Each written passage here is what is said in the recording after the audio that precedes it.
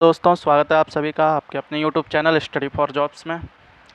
Class 10th Hindi हम लोग पढ़ रहे हैं, जिसमें हम लोग 2 चैप्टर कंप्लीट कर चुके हैं और तीसरे चैप्टर का हम लोग राजेंद्र प्रसाद जी का जीवन परिचय कंप्लीट कर चुके हैं।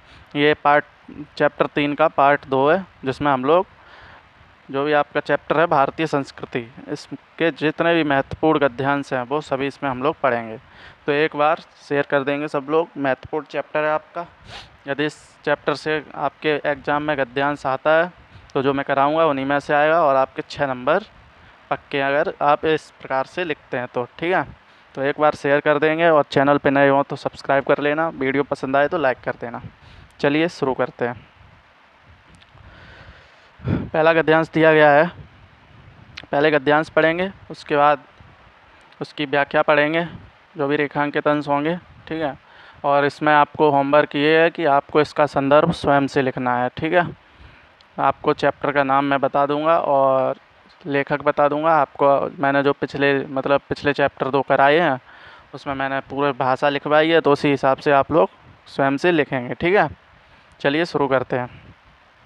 लिखा है, यह एक नैतिक और आध्यात्मिक स्रोत है जो अनंत काल से प्रत्यक्ष या अप्रत्यक्ष रूप से संपूर्ण देश में बहता रहा है और कभी कभी मूर्त रूप होकर हमारे सामने आता रहा है। यह हमारा सौभाग्य रहा कि हमने ऐसे ही मूर्त रूप को अपने बीच चलते फिरते हंसते रोते भी देखा है, और जिसने अमृत की याद दिलाकर हमारी सूखी हड्डियों में नई मज्जा डाल हमारे मृत प्राय शरीर में नए प्राण फूके और मुरझाए हुए दिलों को फिर खिला दिया। वह अमृत सत्य और अहिंसा का है, जो केवल इसी देश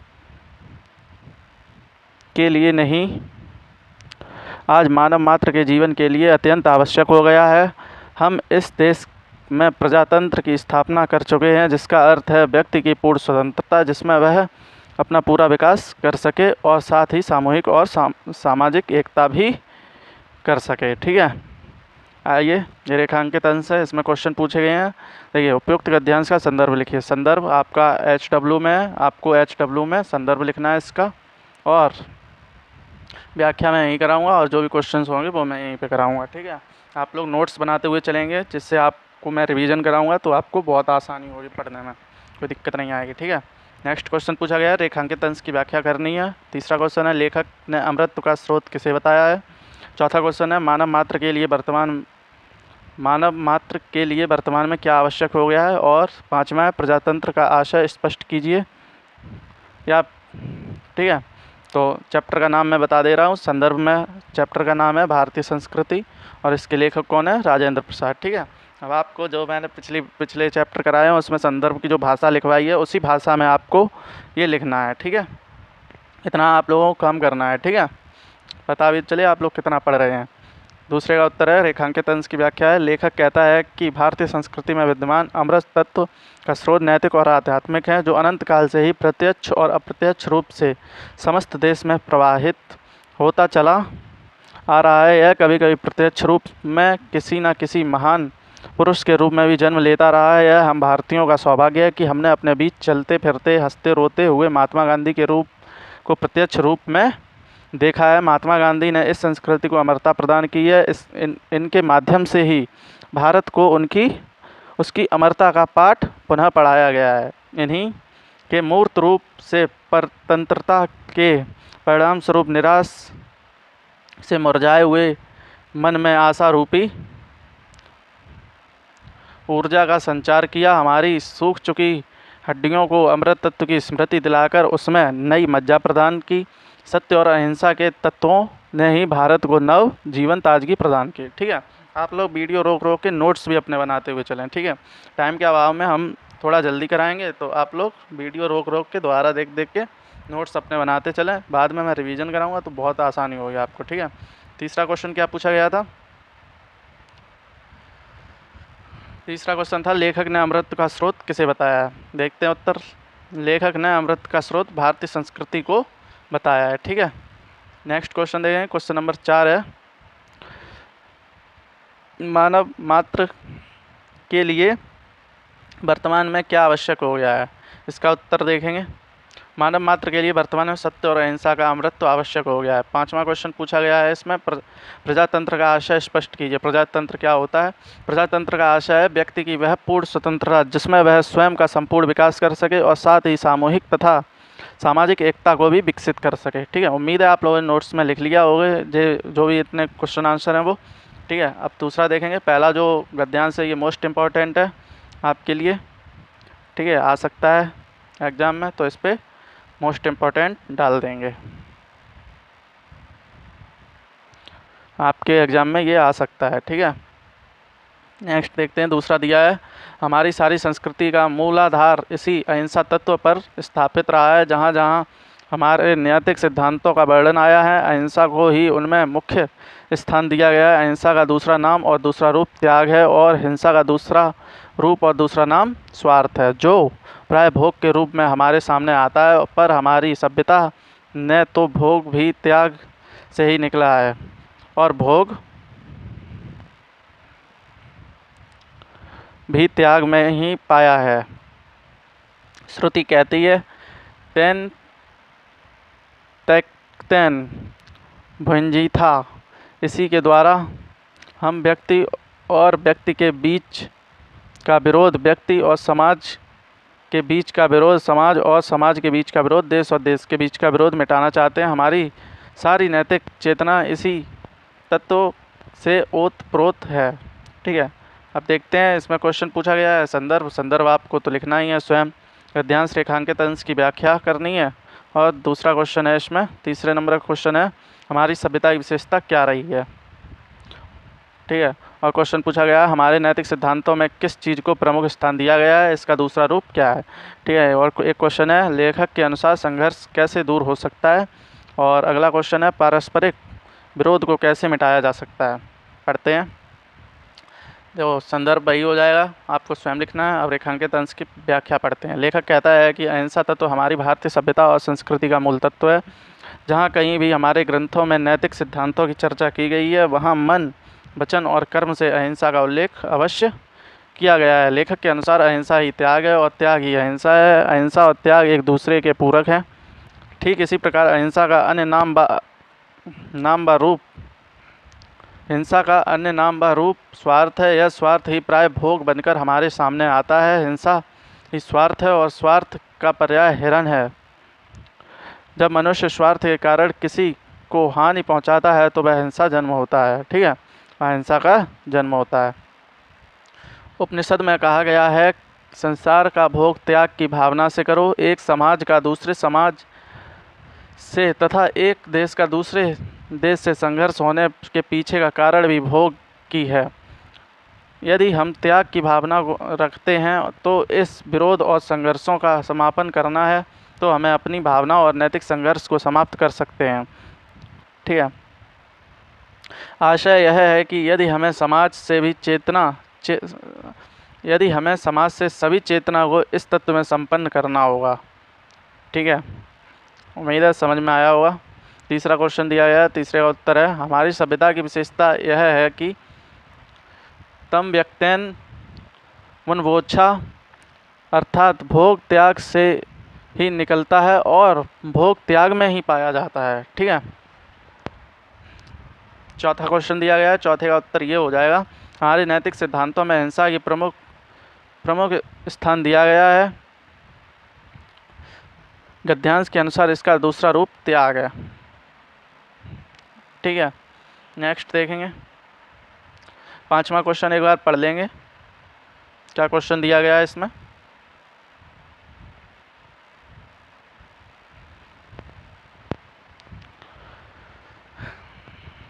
पांचवा क्वेश्चन देखेंगे, लेखक के अनुसार संघर्ष कैसे दूर हो सकता है। इसका उत्तर है, लेखक के अनुसार सबके विकास के पद अहिंसा के हों तो संघर्ष दूर हो सकता है। अहिंसा के सबके विकास के पद हों तो ही संघर्ष दूर हो सकता है। ठीक है, छठवां क्वेश्चन क्या दिया गया है, छठवां दिया है, पारस्परिक विरोध को कैसे मिटाया जा सकता है। इसका उत्तर देखेंगे। इसका उत्तर है, पारस्परिक विरोध को त्यक्तेन वुज्जीथा की भावना से मिटाया जा सकता है, जिसका अर्थ है, ये लाइन जो लिखी है इसका अर्थ है, जो त्याग करते हैं वो ही भोग पाते हैं। ठीक है, अगला देखेंगे, अगला क्या दिया गया गद्यांश, तीसरे नंबर का गद्यांश है, ये भी मोस्ट इम्पॉर्टेंट है, इस पर भी मोस्ट इम्पॉर्टेंट डालेंगे। ठीक है, 4 हम आपको कराएंगे, चारों मोस्ट इम्पॉर्टेंट होंगे आपके। ठीक है, जिस पे मैं लिखवा रहा हूँ वो तो आप लोगों को ज़रूर ही लिख लेना है। ठीक है, ऐसे पढ़ेंगे। आज विज्ञान मनुष्यों के हाथों में अद्भुत और अतुल शक्ति दे रहा है। उसका उपयोग एक व्यक्ति और समूह के उत्कर्ष और दूसरे व्यक्ति और समूह के गिराने में होता ही रहेगा। इसलिए हमें उस भावना को जागृत रखना है और उसे जागृत रखने के लिए कुछ ऐसे साधनों को भी हाथ में रखना होगा जो उस अहिंसात्मक त्याग भावना को प्रोत्साहित करें और भोग भावना को दबाए रखें। नैतिक अंकुश के बिना शक्ति मानव के लिए हितकार नहीं होती। वह नैतिक अंकुश यह चेतना या भावना ही दे सकती है। वही उस शक्ति को परिमित भी कर सकती है और उसके उपयोग को नियंत्रित भी। ठीक है, इसमें देखेंगे कौन कौन से क्वेश्चन पूछे गए हैं। जो गद्यांश का संदर्भ पूछा गया है वो तो आपको स्वयं लिखना है। रेखांकित अंश की व्याख्या भी हम लोग करेंगे। ठीक है, और इसमें पूछा है उपरोक्त गद्यांश में लेखक ने मानव को क्या संदेश दिया है। या ये क्वेश्चन ऐसे भी पूछा जा सकता है कि लेखक ने गद्यांश में मानव को क्या संदेश देना चाहा है। ठीक है,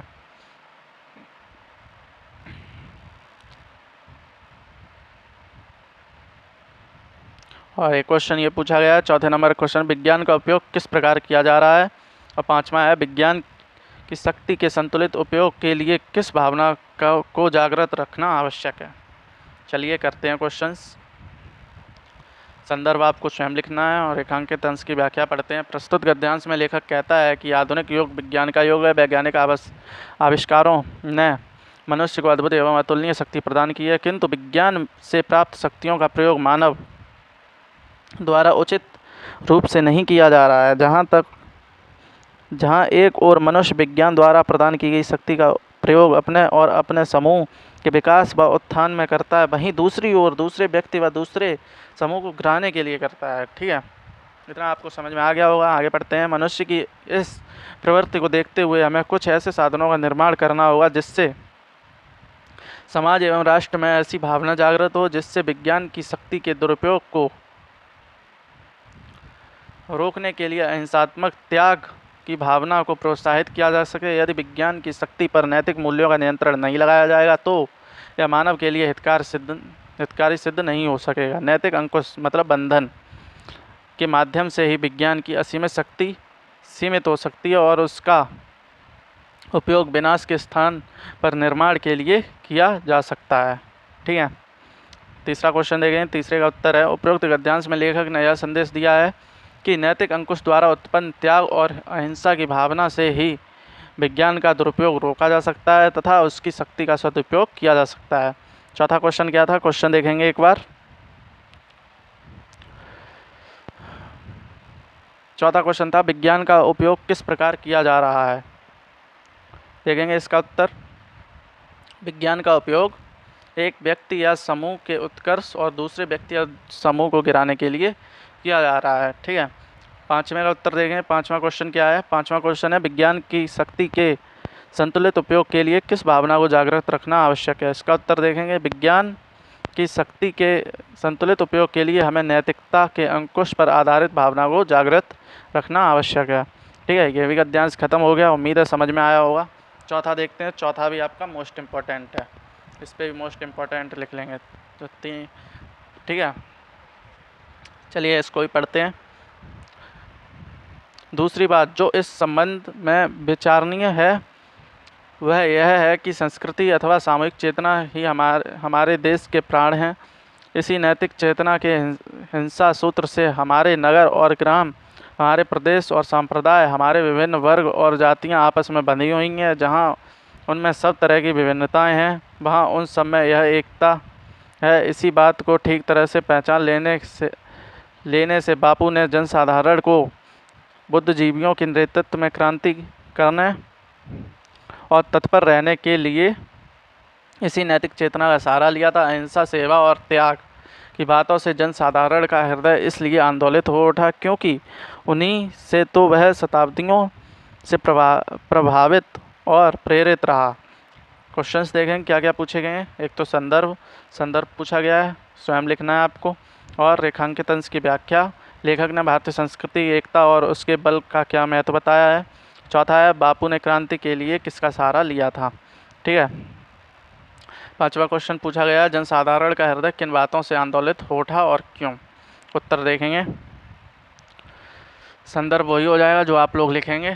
ठीक है, पहले क्वेश्चन में लिखेंगे और उसी प्रकार से लिख देंगे इसमें भी। ठीक है, और रेखांकित अंश की व्याख्या देखेंगे अब। डॉक्टर राजेंद्र प्रसाद जी कहते हैं कि विश्व की प्रसिद्ध जातियां मिट गईं, लेकिन हम भारतीयों ने प्रतिकूल परिस्थितियों में भी स्वयं को सुरक्षित रखते हुए अपने आध्यात्मिक और बौद्धिक गौरव को सुरक्षित बनाए रखा। हम भारतीयों की सामूहिक जागरूकता का नैतिक आधार पहाड़ों से भी मजबूत, समुद्र से भी गहरा और आकाश से भी अधिक विस्तृत है। लेखक कहते हैं कि सामूहिक चेतना के भविष्य के विषय में दूसरी बात जो विचार करने योग्य है वह यह है कि संस्कृति अथवा सामूहिक चेतना हमारे भारत देश के प्राण हैं। इस देश के समस्त नगर और ग्राम, सभी प्रदेश और संप्रदाय, विभिन्न वर्ग और जातियां इसी नैतिक चेतना के सहारे आपस में एक दूसरे से जुड़ी हुई हैं। संस्कृति अथवा सामूहिक चेतना ही विभिन्न नगर और ग्राम, प्रदेश और संप्रदाय तथा विभिन्न वर्ग एवं जातियों की एकता का आधार है। इस बात को गांधी जी ने अच्छी तरह समझा था, इसलिए उन्होंने जनसाधारण को बुद्धिजीवियों के नेतृत्व में क्रांति करने के लिए इसी नैतिक चेतना को अपना संबल सहारा बनाया था। ओके, उम्मीद है आपको समझ में आया होगा। तीसरा क्वेश्चन देखेंगे। तीसरा क्वेश्चन एक बार पढ़ेंगे क्या दिया गया है। ठीक है, उसके बाद इसका उत्तर देखेंगे। तीसरा क्वेश्चन है, लेखक ने भारतीय संस्कृति की एकता और उसके बल का क्या महत्व बताया है। देखेंगे इसका उत्तर। लेखक ने भारतीय संस्कृति की एकता और उसके बल का यह महत्व बताया है कि इसी एकता के बल को हथियार बनाकर गांधी जी क्रांति लाने में सफल हुए, जिससे भारतीयों को गुलामी से मुक्ति मिली थी। ठीक है, अगला क्वेश्चन देखेंगे क्या है। अगला है, बापू ने क्रांति के लिए किसका सहारा लिया था। देखेंगे उसका उत्तर। बापू ने क्रांति के लिए नैतिक चेतना का सहारा लिया था। ठीक है, नेक्स्ट क्वेश्चन देखेंगे। नेक्स्ट क्वेश्चन दिया गया है, जनसाधारण का हृदय किन बातों से आंदोलित हो उठा और क्यों। देखेंगे इसका उत्तर। जनसाधारण का हृदय अहिंसा, सेवा और त्याग की बातों से आंदोलित हो उठा, क्योंकि इन्हीं के कारण जनसाधारण शताब्दियों से प्रभावित और प्रेरित रहा। ठीक है, अब आप लोगों को कमेंट बॉक्स में इसके उत्तर बताने हैं। ठीक है, जीवन परिचय के और चैप्टर के क्वेश्चंस हैं। मैंने आप लोगों से बोला था आप लोग जब भी पार्ट सेकंड आएगा इस चैप्टर का, आप लोग चैप्टर पढ़ के आएंगे, जिससे आपको सभी गद्यांश और जो बहुविकल्पीय प्रश्न होंगे उसके उत्तर आप स्वयं दे देंगे। उम्मीद है आप लोग चैप्टर ज़रूर पढ़ रहे होंगे। मैं बोल रहा हूँ आप लोग चैप्टर पढ़ के आया कीजिए। ठीक है, आइए करते हैं पहला क्वेश्चन। बहुविकल्पीय प्रश्न के उत्तर आप लोगों को कमेंट बॉक्स में देने हैं। ठीक है, बताइए। पहला क्वेश्चन दिया गया है, राजेंद्र प्रसाद जी का जन्म कब हुआ था। जीवन परिचय आपको मैंने कराया था, आपको डेट्स भी लिखवाई थी कि आप लोगों को डेट्स जरूर याद रखनी है। जन्म तिथि और मृत्यु की तिथि, जन्म स्थान। ठीक है, ये आपको पता होना चाहिए सभी लेखकों का। तो बताएंगे इसका उत्तर क्या होगा। पहला ऑप्शन है 1884, दूसरा 1885, तीसरा 1886, चौथा है 1887। बताइए कब जन्म हुआ था राजेंद्र प्रसाद जी का। तो इसका राइट आंसर क्या हो जाएगा, 1884 में, ऑप्शन नंबर ए। दूसरा क्वेश्चन देखेंगे, डॉक्टर राजेंद्र प्रसाद का जन्म स्थान बताएंगे। सारण बिहार, वाराणसी उत्तर प्रदेश, जबलपुर मध्य प्रदेश, रायपुर छत्तीसगढ़। बताइए कहाँ पर जन्म हुआ था। बताएंगे कहाँ पर हुआ था, सारण या सिवान बिहार में। ओके, ध्यान रखेंगे। तीसरा देखेंगे, राजेंद्र प्रसाद जी का निधन कब हुआ था। जन्म 1884 में और निधन कब हुआ था, निधन हुआ था 1963 ईस्वी में। ध्यान रखेंगे। ठीक है, तीसरे का राइट आंसर क्या हो जाएगा, खा हो जाएगा। ठीक है, नेक्स्ट क्वेश्चन देखेंगे। क्वेश्चन नंबर 4 दिया गया है, भारतीय संस्कृति के लेखक हैं, कौन लेखक हैं। भारतीय संस्कृति चैप्टर किसने लिखा है। मैंने बार बार अभी संदर्भ में भी बताया कि मतलब आपको क्या लिखना है। ठीक है, और जो हमारा थंबनेल बना है वो भी लिखा है। तीसरा चैप्टर किसका है, राजेंद्र प्रसाद जी का है, जिसका नाम है भारतीय संस्कृति। ठीक है, आचार्य रामचंद्र शुक्ल जी का कौन सा है, बताएंगे सभी लोग कमेंट बॉक्स में। पांचवा क्वेश्चन देखेंगे, तख्तेन भुजी था किस पाठ में उद्धृत किया गया है? ऑप्शन है आचरण की सभ्यता, भारतीय संस्कृति, ममता, मित्रता। बताएंगे किस में किया गया है? भारतीय संस्कृति में। छठवां क्वेश्चन देखेंगे, राजेंद्र प्रसाद को भारत रत्न कब सम्मानित किया गया? मैंने बोला था उसमें कि आपको ये वाली लाइन जरूर लिखनी है इनके जीवन परिचय में, तो बताएंगे कब किया गया है? बताएंगे छठवें का उत्तर सभी लोग बताएंगे। 1960 में किया गया है, या 1962 में, या 1964 में, या 1966 में। तो राइट आंसर इसका क्या हो जाएगा? इसका राइट आंसर हो जाएगा 1962 ईस्वी में इन्हें सम्मानित किया गया था। ठीक है, ऑप्शन नंबर 2। सातवां देखेंगे, खादी का अर्थशास्त्र के रचनाकार हैं। ऑप्शन दिए हैं आपके, राजेंद्र प्रसाद जी, हजारी प्रसाद द्विवेदी, रविशंकर प्रसाद, पद्मलाल, पुन्नालाल बख्शी। बताएंगे किसका राइट आंसर क्या हो जाएगा? कौन है? राजेंद्र प्रसाद। मैंने आपको इनकी रचनाएं बताई थी जीवन परिचय में कि आपको जीवन परिचय में इनकी रचना कृतियाँ जो लिखनी है, 7 कृति मैंने बताई थी। ठीक है, उनमें मैंने ये भी बताई थी। ठीक है, 8वां क्वेश्चन दिया गया है, मेरी यूरोप यात्रा किस विधा की रचना है? ऑप्शन है यात्रा व्रत है, कहानी है, निबंध है, या रिपोर्टाज है। बताएंगे इसका राइट आंसर क्या हो जाएगा? तो क्या है ये एक यात्रा व्रत है, मेरी यूरोप यात्रा। ओके, ध्यान रखेंगे सभी लोग। क्वेश्चन नंबर 9 देखेंगे, बाकी मगर है अगर बाकी मगर है अब तक नमो निशां हमारा, इस पंक्ति के लेखक हैं। ऑप्शंस हैं राजेंद्र प्रसाद, इकबाल, अकबर इलाहाबादी, रामधारी सिंह दिनकर। इसका राइट आंसर क्या हो जाएगा? कौन है इसके? इकबाल। ठीक है, आपने चैप्टर पढ़ा होगा तो चैप्टर में दिया गया है। ठीक है, एक बार चैप्टर जरूर पढ़ के आया करें क्लास में आने से पहले। और व्हाट्सएप चैनल सब लोग ज्वाइन कर लें, मैं उसमें बताता रहता हूँ कि अगला टॉपिक क्या है और आपको क्या पढ़ के आना है। ठीक है, क्वेश्चन नंबर 10 देखेंगे, डॉक्टर राजेंद्र प्रसाद का निधन कहाँ हुआ था? ऑप्शंस हैं दिल्ली, कोलकाता, पटना, या लखनऊ। जीवन परिचय आपने क्लास की होगी तो आपको पता होगा कहाँ पे हुआ था? पटना में। ठीक है, पटना बिहार। ऑप्शन क्वेश्चन 11 है, भारतीय संस्कृति विधा किस विधा की रचना है? निबंध है, कहानी है, उपन्यास है, या संस्मरण है। बताएंगे इसका राइट आंसर क्या होगा? ये एक निबंध है। ठीक है, 12 नंबर का क्वेश्चन देखेंगे, अहिंसा का दूसरा रूप क्या है? ऑप्शन है त्याग, सेवा, स्वार्थ, हिंसा। बताएंगे इसका राइट आंसर क्या हो जाएगा? इसका राइट आंसर हो जाएगा त्याग। अहिंसा का दूसरा रूप क्या है? अभी हम लोग जब गद्यांश की व्याख्या पढ़ रहे तो उसमें भी ये आया था। ठीक है, देखेंगे 13 नंबर का क्वेश्चन है, राजेंद्र प्रसाद किस राजनेता से प्रभावित थे? ऑप्शन है महात्मा गांधी, सरदार वल्लभ भाई पटेल, भगत सिंह, लाला लाजपत राय। तो इसका राइट आंसर क्या हो जाएगा? तो किससे प्रभावित थे?